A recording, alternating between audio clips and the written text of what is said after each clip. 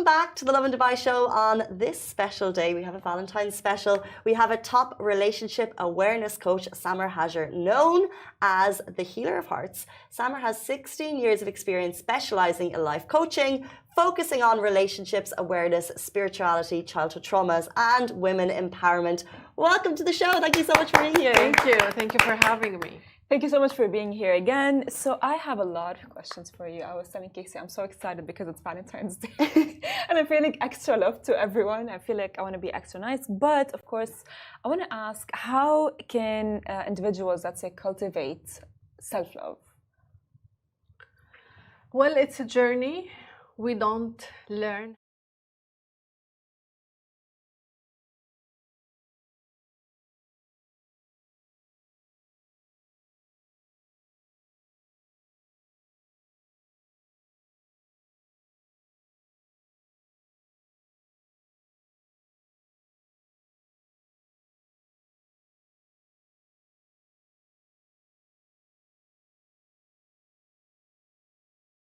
Heard of any course about self-love in schools? Is it a part of the curriculum?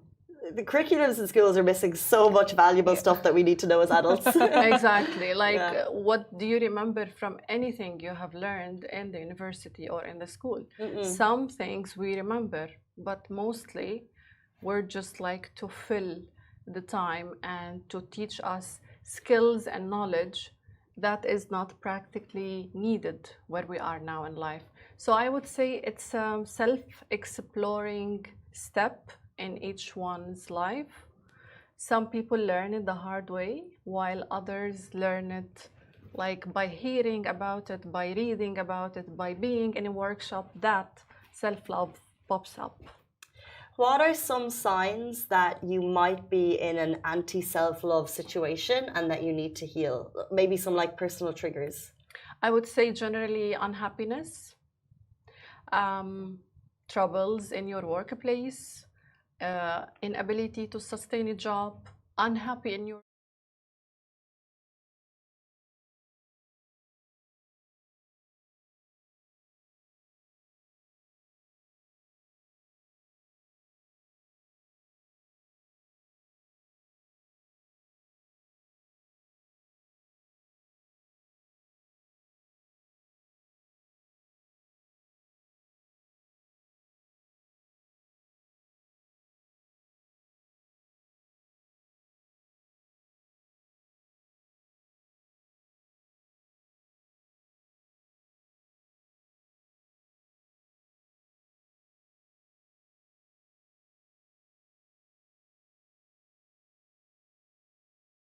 I think once you fill the cup, it will start spilling love all over around you.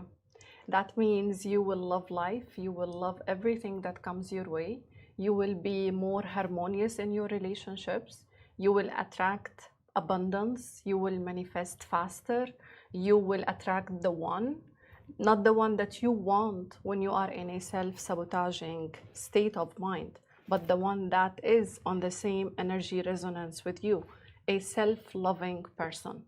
So there is no department of life that does not get positively affected with the self-love that you do.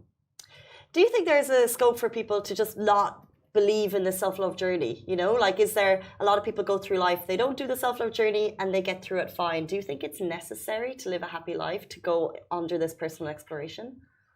I believe we can live outside that path, but it will not be the highest level of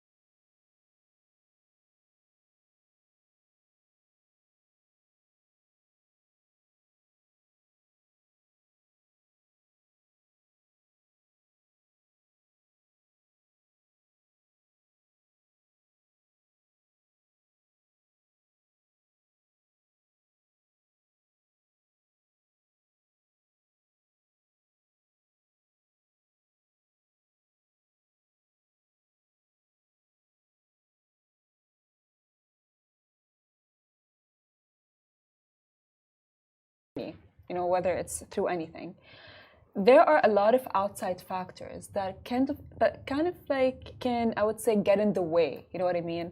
Whether it's like a toxic friend, a toxic boyfriend, a toxic husband, a toxic fiance. So how should people deal with that to, let's say, as you said, like maximize their self-love? I'd love to say that they have to make hard choices and walk away from any toxic environment or relationship. But after 6 years of dealing with people relating, like they have problems in their love life and family life, I can say it's never like a choice that a person make from a happy place or from an easy place or from a comfort zone. So to everyone listening and watching us today, I would say you will know how much you love yourself by the quality of relationships in your life.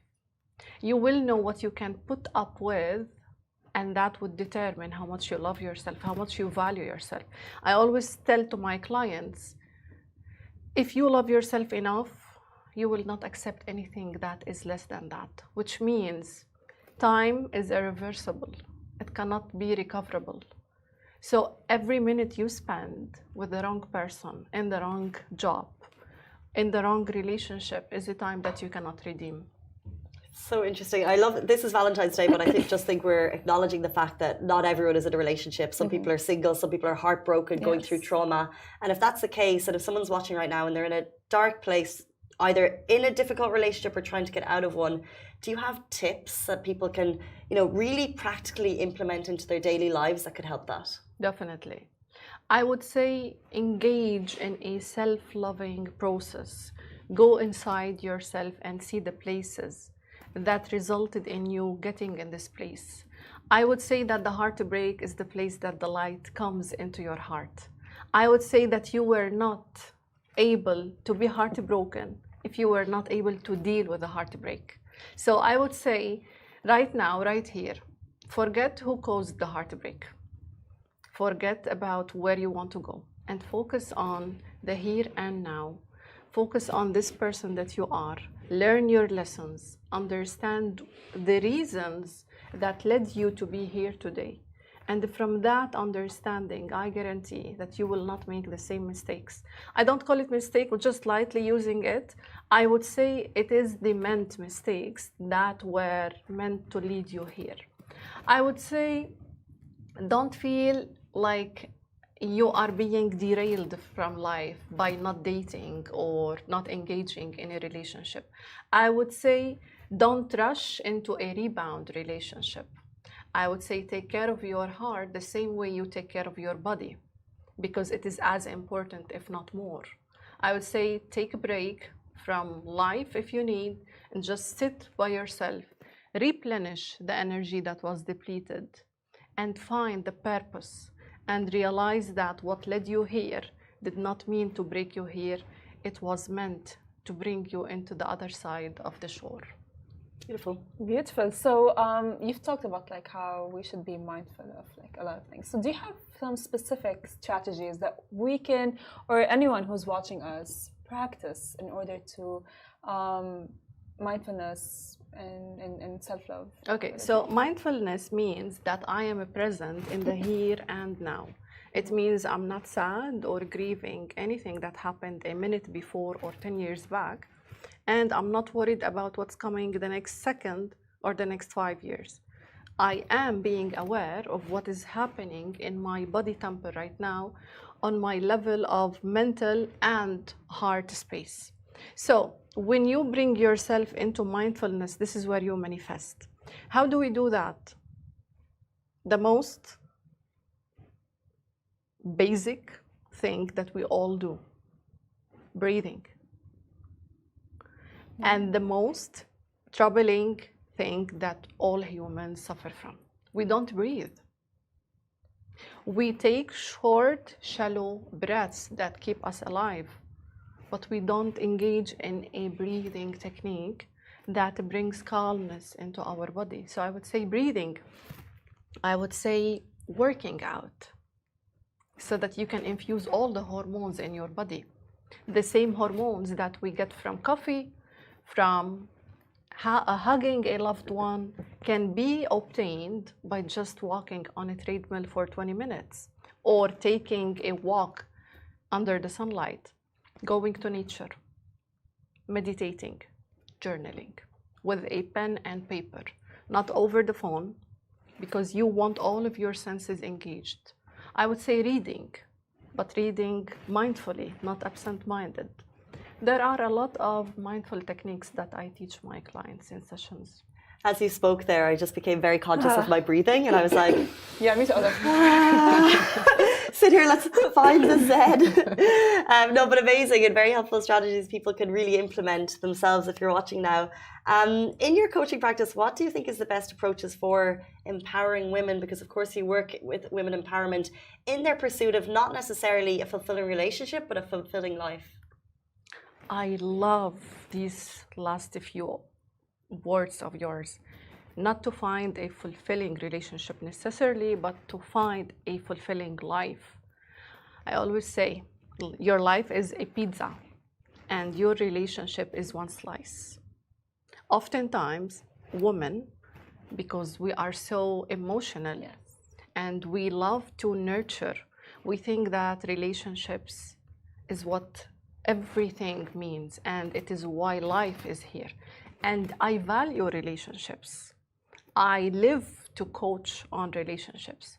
But I also say, if that slice to you is the whole pizza, and then something wrong happens in that slice, your whole life is in shreds. So I would say to empower women, work on yourself. And that does not mean only attend classes, workshops, courses, or learn. That's an essential part of working on yourself, but also work on your inner world. Understand your wounds, understand the pain that you have lived, that you have swept under the rug and went on with life. Everything that happened is still happening in our subconscious mind. So unpack the old baggage, clear it. Have a session or 2 or 5 or 10 or 100 with a professional. See what is that ocean that is within you. Understand yourself. From that vantage point of self-discovery and self-exploration, you will be able to know what's your passion in life, what's the best job that you can do, who is the one, and what characters does he have or hold, how many children do you want to have, and why, and what motherhood means to you, and what success means to you, and how much money you want to have. That's woman empowerment to me. Amazing. Well, that's actually amazing because, of course, you know, as women, we are aware of like the things that we want, but we tend to sweep the things that we want under the rug for, let's say, a relationship. So when you see such a situation happening, what do you tell your clients? If they are aware of what they want, but they technically just sweep it under the rug just for a relationship to work out? This happens a lot. I think the reason why a woman would do that is, between brackets, the desperation for love. Do you ever feel the need to sacrifice everything you have for something you don't need? No. You will always put a lot of value and emphasis on what you think you need. When you're thirsty, everything you see is water. When you're hungry, everything you think of is food. When you're tired or sleepy, you want to sleep. That's exactly what women do when they are in deep need for love. Now, the most important question, what leads them to this place? The lack of self-love. When the cup is full, you don't feel that desperation to fill it from any source on the outside. So when a woman would just put all of her life aside, and I'm not judging or criticizing here, I'm saying this with so much love and wisdom, because I have been there, I have done that, and I learned from my own experiences that love comes from within. And the love that you look on the outside will always fail you, for as long as you don't love yourself. Why? Because you will attract someone who does not love himself as well. And guess what? two people who don't love each other because they don't love oneself, and then it's like a fight of, I want you to do this to me. No, I want you to do that to me. Well, no one is expected to do anything to you. If you love yourself, you will attract someone on that energetic match and resonance, and you will not have to ask for anything because they will be willingly and happily giving it that to you because they are full. So what do I say to women like that? First of all, I explain to them the reason for that desperation. And then, once we know the problem, we know the solution. If you lose your keys at home, you don't go to the street. So once I tell the client that the keys is at home, let's look for it in here, she forgets all of the relationship things, and then she focuses on her self-love. And then from that space, she would be saying, I'm not ready for dating or seeing anyone. I'm just busy with myself. And that is the best thing I can hear. Amazing. You are filling our cups today. Our cups are getting full. I've just realized the time. We want to help Dubai with their dramas. Yeah. So we're calling it the Love Coach segment, but we only have time for a few short ones. So let me jump into the first one. So these are problems from the audience that we'd like your help with. So thank you anyone who sent them through to us. And then if there's any personal ones in the back that would like some help, we could also maybe have time for those as well. Okay, so I need a little bit of encouragement, please. This one is a bit funny. My friend with benefits of 1 year. My friend dumped me yesterday. My friend of 1 year dumped me yesterday. And although I knew it wouldn't go anywhere, he is actually not the type of person I wanted as a boyfriend. It still feels like mini heartbreak and I'm sitting in my bed crying. We had good times together, but he never made me feel super special. Why do I feel so terrible? Short question and short answer. Because you reject yourself. And you wait for someone to accept you. And when he doesn't, he triggers that deep wound within you that needs to be healing. She answered herself. She said, he's not the man I'm looking for. There are so many things he did not do to me. So that's why I say know yourself before you look for someone. Because once you know what you want, you will not accept anyone giving you less or different. So I would say, again, he dumped you because your soul and your heart is ready for the light. And the more you run after him or wait for him, the more you stop that light from entering your heart. So yes, I understand the pain, I understand the tears and the crying. Take all the time you need to cry. And once you finish, once you weep enough and remove all the sadness from your eyes and heart, you'll see the light. You will understand that he was giving you the benefit of hurting and rejecting yourself so that you can choose better. Self-love required. Well, we have one actually coming from our producer. Advice on long-distance relationships. On distance relationships. Okay. Yes. I find it a bit tricky, yet it is not impossible to succeed. The most important aspect of long-distance relationships is communication, consistently and effectively. That includes video, because you want to see your significant other, because you want to engage them in all of your daily details. It is hard, especially for the woman, because for women, we like the love to be expressed in ways that we can feel or touch. For men, it's also difficult, but I can tell that with equal effort to meet every 1 or 2 months for whatever time that they can afford, and daily communication over the phone, over FaceTime, whatever app, is the goal to achieve. And also have a time for when this relationship is going to be crowned with living together or being together or marrying or being in the same country. So there has to be like a hope or a deadline or a timeline that we are waiting for. I think that's so relevant to so many people living in Dubai, yes. long-distance relationships. Okay, I think we have time for one more, a funny one or a serious one, because there's one kind of like quirky one and there's one serious one. Hisham says, let's have the funny one. Okay, hey guys, I'm very frustrated at dating apps. I've been having, it seems all the men either don't match or they lie about their height. I'm tallish and I'm honest with my height on apps, but somehow they're all taken aback when we meet. It makes me feel uncomfortable because I feel like they've lied to me. I think this is very legit. I hear it a lot in my coaching sessions with females, especially about the height thing. Now, why do men lie on dating apps about their heights? Because height psychologically is a representation of power and authority and protection toward the woman. The woman likes to feel like she is hidden or like taken under the wing of a tall guy. So that's why naturally we are drawn to taller guys. Now, the problem with dating apps is that anyone can say anything, and the only thing to verify if they are who they say they are is to meet them. So I would say, don't prolong your suffering the first time you see them and they have lied about anything. You can simply say, thank you so much for the time that you specified for us to meet.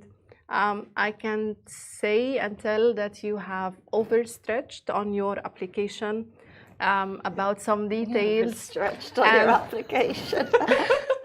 And I wish you all the best. I'm going to give you your evening back. I wish you I wish that the next person will be in a more matching energy to you. And thank you very much. The thing is, most women don't.